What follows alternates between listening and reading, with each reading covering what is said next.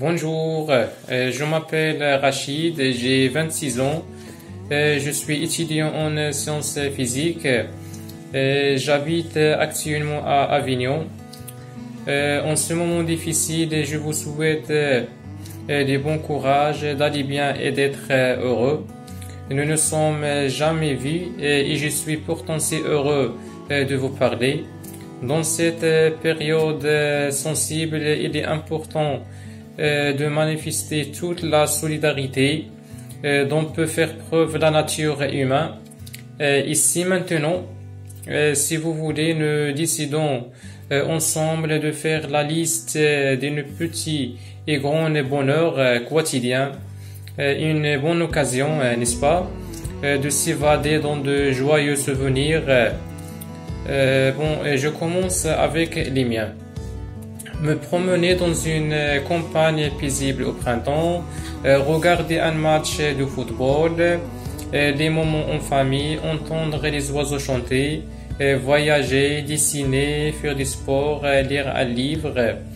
À vous maintenant, écrivez sur une feuille vos grands bonheurs quotidiens, ou bien pensez très fort, allez. C'est le moment de l'évasion. Fermez les yeux et sentez l'air frais du printemps. Et je vous souhaite une belle journée. Et soyez assurés que je pense bien à vous. Courage en ce moment particulier. Et je vous souhaite que du bonheur, de la santé et prenez soin de vous. Passez une agréable journée. À bientôt. Au revoir. Voilà. Cher Rachid, quelle belle surprise de découvrir ta lettre. Cette initiative est tout à ton honneur, elle me va droit au cœur. Je constate que j'ai opté spontanément pour le tutoiement, car j'aime en effet qu'il en soit ainsi lorsque je suis en contact avec des jeunes, alors j'espère que tu ne m'en voudras pas. Tu évoques l'importance de manifester de la solidarité dans cette période si particulière, et j'avoue que bien souvent, je pense aussi à vous, tous ces jeunes, privés de liberté et de liens amicaux durant vos études. Et s'il me faut parler de mes petits et grands bonheurs, eh bien ton courrier en fait partie. Comme toi, je suis sensible à la beauté de la nature, et en habitant à la campagne, les oiseaux me mettent en joie tous les matins. Ma famille et mes amis m'ont beaucoup manqué depuis 1 an, mais heureusement que le téléphone existe, car cela m'a permis de ne pas me sentir trop seule. Comme toi, j'aime voyager et je compte bien m'évader bientôt pour rejoindre ma fille qui habite à Madrid. J'espère que de ton côté, tu as pu réussir ton année d'études car j'imagine que l'enseignement était bien perturbé et qu'il t'a fallu beaucoup de volonté pour ne pas décrocher. Sache que je vais garder précieusement ta lettre, car ta démarche me touche beaucoup. Alors, si l'envie te prenait de vouloir continuer à m'écrire, je me ferai une joie de te répondre. Prends bien soin de toi et au plaisir de poursuivre cette belle aventure avec toute mon amitié. Martine.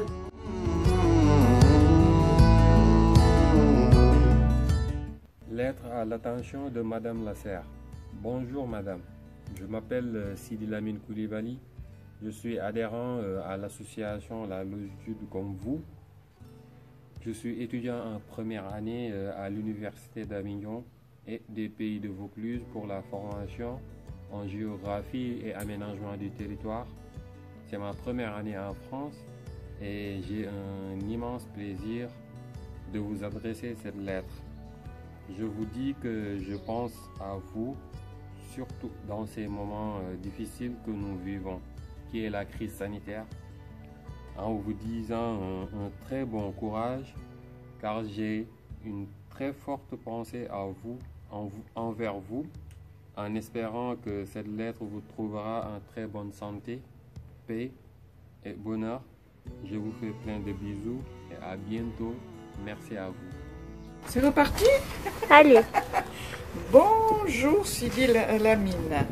Merci pour votre lettre. Je vous fais part d'un récit du début de l'histoire de ma vie. J'étais une petite fille très vivante, coquine, farceuse et mignonnette. Mon père, photographe, m'a beaucoup mitraillée. Nous habitions en ville, dans une maison d'apparence bourgeoise. L'intérêt, c'était le jardin, où il y avait un palmier miteux, mais surtout un grand érable, qui a été le pauvre, le lieu de nos jeux pendant quelques années, cabane en tout genre.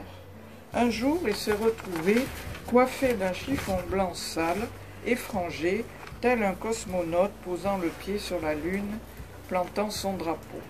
J'étais monté au plus haut de l'arbre, criant « Victoire !» Puis j'ai voulu faire un tout petit jardin à moi, sans doute une vocation naissante de jardinière. On m'attribua 20 cm², de quoi planter une petite brindille qui allait devenir, en l'examinant tous les jours, un pied de menthe. Quelle joie! Ça pousse vite et ça ne crève pas la menthe. Puis ce fut le temps des vacances. Mes parents décidèrent de louer une petite maison à la campagne pour abandonner la pollution de la ville et respirer le bon air.